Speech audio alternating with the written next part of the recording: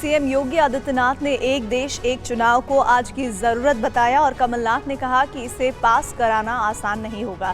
इधर जेडीयू ने मोदी सरकार पर चुनाव टालने की साजिश का आरोप लगाया।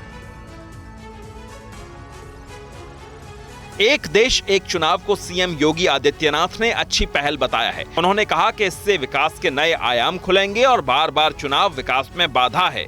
मैं उत्तर प्रदेश जैसे राज्य की दृष्टि भी देखता हूं, बार बार इलेक्शन विकास के कार्यों में बाधा पैदा करती है। इसके लिए आवश्यक है कि लोकसभा, विधानसभा और अन्य सभी प्रकार के इलेक्शन को एक साथ हम आयोजित करें। मध्य प्रदेश के पूर्व मुख्यमंत्री कमलनाथ ने कहा कि एक देश एक चुनाव के लिए राज्यों की इजाजत जरूरी है। इसके लिए संविधान में संशोधन की आवश्यकता है, राज्यों की स्वीकृति है। ये हमारे संविधान में इसका संशोधन करना है।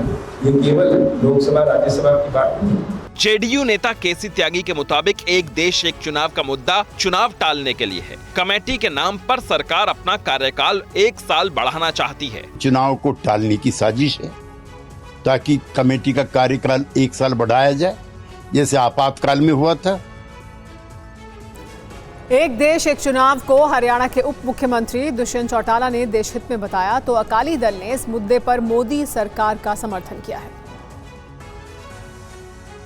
एनडीए में शामिल हरियाणा की जेजेपी ने एक देश एक चुनाव का समर्थन किया है। हरियाणा के उप मुख्यमंत्री दुष्यंत चौटाला ने कहा कि पूरे भारत में एक साथ चुनाव कराने से देश को फायदा होगा। सर, एक राष्ट्र एक चुनाव को लेकर के क्या कहेंगे? अच्छी बात है, शुरुआत हुई है, हम तो इसके पक्षधर है और आगे भी मैं चाहता हूँ इस पे अच्छी तरीके से डिबेट डिस्कशन हो, निष्कर्ष। तो शिरोमणि अकाली दल बादल ने भी एक देश एक चुनाव के मुद्दे पर केंद्र सरकार का समर्थन किया है। अकाली दल ने एक देश एक चुनाव को बेहद उपयोगी बताया।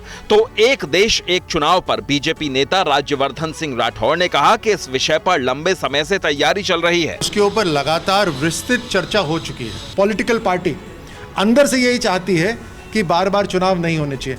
हजारों करोड़ों रुपए का खर्चा होता है, देश के अंदर सरकारें काम करना बंद कर देती है क्योंकि कोड ऑफ कंडक्ट लग जाता है, लोगों को इससे नुकसान होता है। तो हर तरह से एक राष्ट्र एक चुनाव अगर होगा तो उससे फायदा होगा। समाजवादी पार्टी ने एक देश एक चुनाव के मुद्दे पर सरकार की मंशा पर सवाल उठाए तो ओवैसी ने कहा कि ये संभव नहीं है। आम आदमी पार्टी ने भी एक देश एक चुनाव का विरोध किया।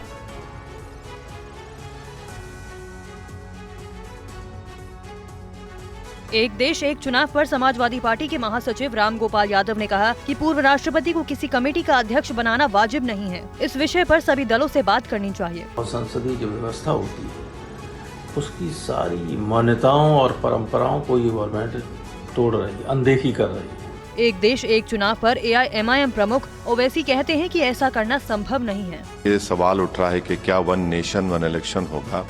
ये नहीं हो सकता है। ये भारत के संविधान के खिलाफ होगा क्योंकि फेडरलिज्म भारत के संविधान के बेसिक स्ट्रक्चर का हिस्सा है।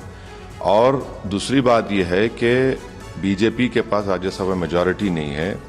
तीसरी बात उसमें ये निकलेगी कि बहुत से अपोजिशन रूल्ड स्टेट्स हैं जो इस बात को कबूल नहीं करेंगे। आम आदमी पार्टी के सांसद संजय सिंह के मुताबिक एक देश एक चुनाव बीजेपी का सियासी स्टंट है। मोदी जी की घबराहट साफ तौर पे दिखाई पड़ रही है। 3 राज्यों के चुनाव बीजेपी हारने जा रही है, जिससे ये वन नेशन वन इलेक्शन की बात कर रहे हैं।